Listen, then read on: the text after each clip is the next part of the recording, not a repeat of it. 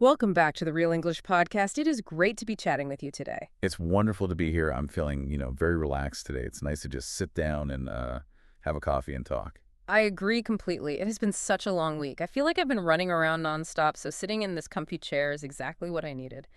But speaking of busy weeks and trying to relax, I have to tell you something. I have a confession to make. Oh, a confession. That sounds either very serious or very funny. Which one is it? I think it's funny now, but at the time, oh, it was just embarrassing. My face turns red just thinking about it. Well, now you have to tell me. Come on, we're all friends here. What happened? Okay. So last weekend, I was invited to a dinner. Not just a normal dinner with friends. It was a very fancy dinner. You know the kind of place I mean. I think so. Do you mean the kind of place where there are, like, 3 different forks for your salad? Yes, exactly that kind of place.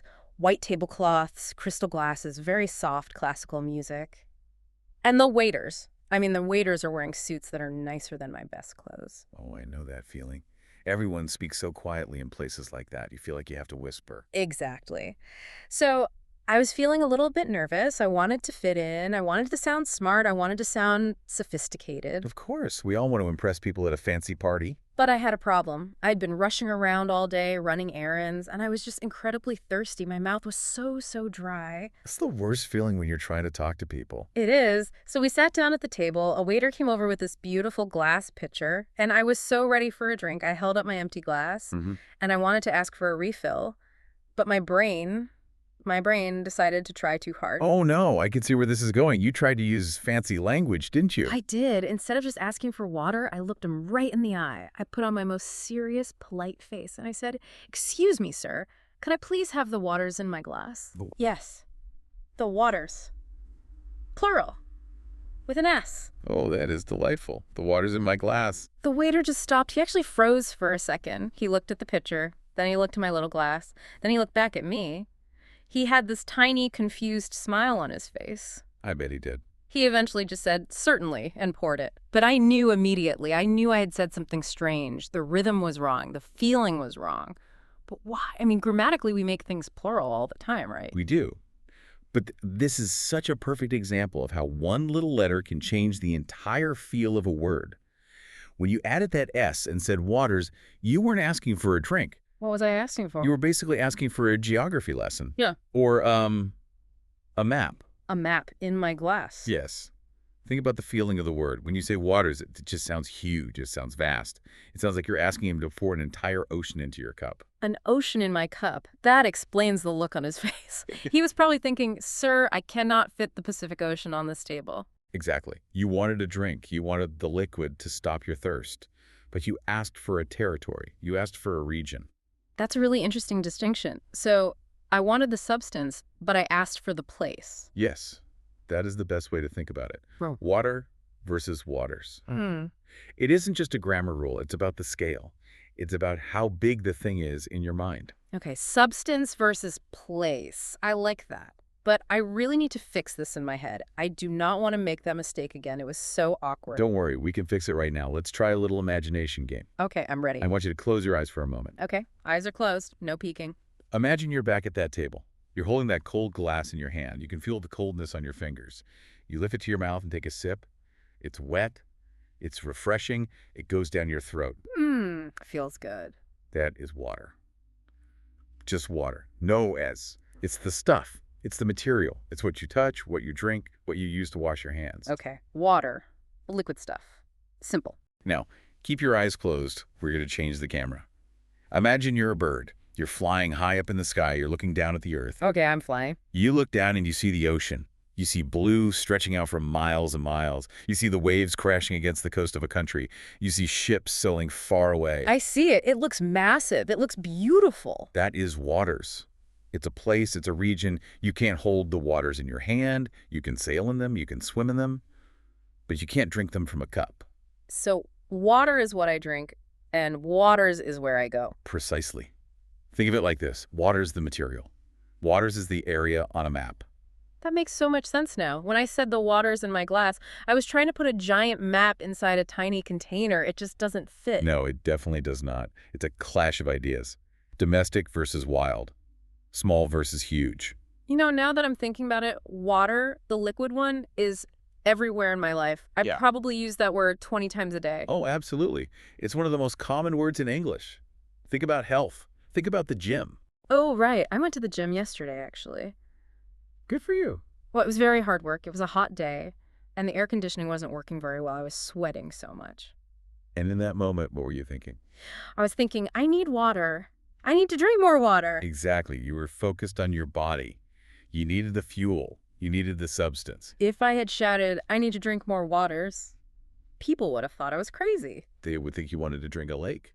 Or maybe that you wanted to swallow a swimming pool. The water is cold. This water is warm. It's all about the physical thing. Yes. Or think about a mess. You said you're sometimes a bit clumsy. Oh, very clumsy. Especially in the morning before I've had my coffee. So imagine you're in your kitchen. You knock over a bottle. The liquid goes everywhere. Oh, I hate when that happens. It goes under the fridge. It gets on my socks. And what do you say? I say, oh no, there's water on the floor. Perfect. There's water on the floor. You're describing the puddle. You wouldn't say there are waters on the floor, Unless my kitchen is the size of the Atlantic Ocean. which would be a very impressive kitchen. Mm-hmm. But usually it's just a bit of liquid. So, water. It really is about the scale, isn't it? Yeah. Water is just the thing. Yes. And waters usually implies boundaries, Mm-hmm. or a name, or a specific location. Reminds me, I usually hear the word waters when I'm watching the news or watching movies. Yes. It sounds more formal, doesn't it? It does. It sounds serious, like in a nature documentary. I love watching those shows about whales. Oh, me too. They're so relaxing. The narrator always has that very deep voice, and he says things like, the whales migrate through the waters of the Pacific. The waters of the Pacific. Whoa! Notice how that sounds. It sounds so majestic. It does. If he said, the whales swim in the water of the Pacific, it sounds like he's just talking about the saltiness or the temperature. Exactly. The water of the Pacific is salty. That's a fact about the liquid. But the whales swim in the waters of the Pacific tells you where they are. It tells you about their home, their territory. Territory. That is the word. It's a great word for this. Waters often means territory. I hear that in action movies too. You know I love a good spy movie. The ones with the car chases and the explosions. Yes. But also boat chases. There's always a scene where the hero is on a speedboat. He's going super fast. The bad guys are chasing him. The police are chasing him.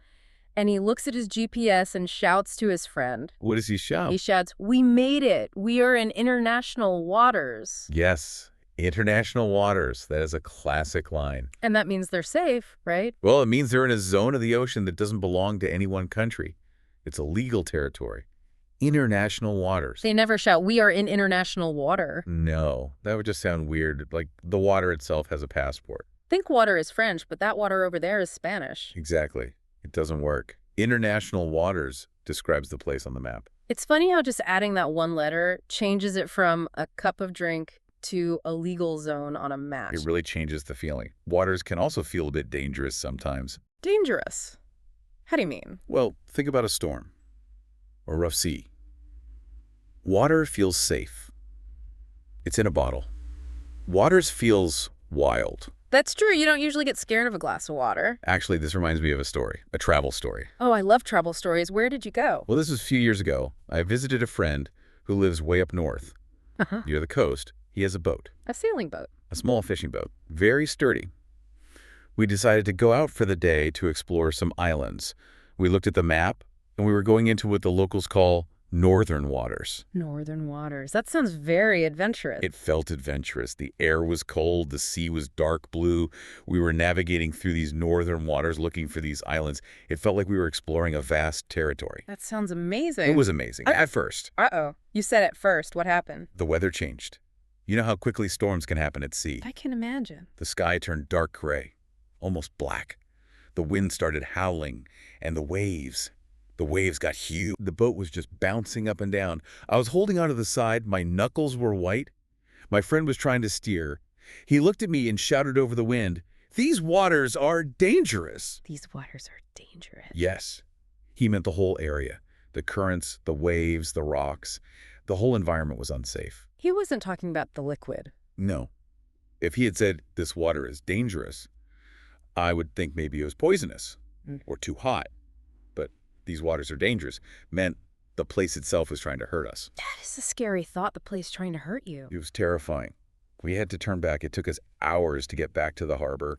We were bouncing around, getting splashed. I was freezing cold. Did you make it back okay? We did, eventually. We got back to the dock, the calm harbor. I stepped onto the dry land, and my legs were shaking. I bet they were. And I was so incredibly thirsty. I'd been so scared. And there was so much salt in the air. My mouth was completely dry. So what did you do? I ran to the nearest shop. And guess what I asked for? Let me guess. You did not ask for more waters. Absolutely not. I had seen enough of the waters for one lifetime. I was sick of the waters. You just wanted a drink. Yes. I walked to the counter and I said, I need water, please. Just the liquid. Yeah. The simple, safe, refreshing liquid. Yes. I bought a big bottle, and I drank it in about 10 seconds. And I thought, this water is the best thing I have ever tasted. That is such a perfect example. In that one story, you have both meanings. Exactly. The waters were the enemy. They were the storm, the danger, the big scary place. But the water was my friend. It was the drink that saved me. It's amazing how we switch between them without thinking, but once you stop and look at it, the difference is huge. It is huge. It's the difference between life and death in that story. True. But for most of us, it's just the difference between ordering a drink and sounding like a pirate. Yes. Let's hope our listeners only have to worry about the restaurant situation, not the storm situation. Definitely. So let's do a quick check. I want to make sure I really have this right. I have another dinner coming up next week, and I need to be ready. Good idea. Let's review. If I'm talking about the thing in my bottle, or boiling in a pot for pasta. That is water, the substance. Right. The water is boiling. Drink more water. Perfect. And if I'm looking at a map or watching a movie about sharks or talking about a specific part of the ocean. That is waters, the place, the territory. The waters of the Caribbean. Dangerous waters. You've got it. You are an expert now. And what if I want to sound poetic? You can use waters to sound poetic, like calm waters or deep waters, but usually that refers to a lake or sea, not a glass at dinner. Okay, I will keep waters out of my glass. I will leave the waters for the fish and the boats. I think that is a very safe rule. It's interesting how English has these little distinctions. It's not really about grammar rules, is it? It's about the picture in your head. Yes, that's the key. Visualizing it helps so much more than memorizing a rule. If you can see the map, say waters. If you can feel the redness, say water. So, listeners, we want you to try visualizing it too. Yes. Think about what you prefer. I have a question for you all. It's a simple choice, but think about the feelings of the words we use today. I love these questions. What is it? Okay, here's the question. Do you prefer swimming in calm waters? Imagine a beautiful blue lake on a sunny day floating on your back.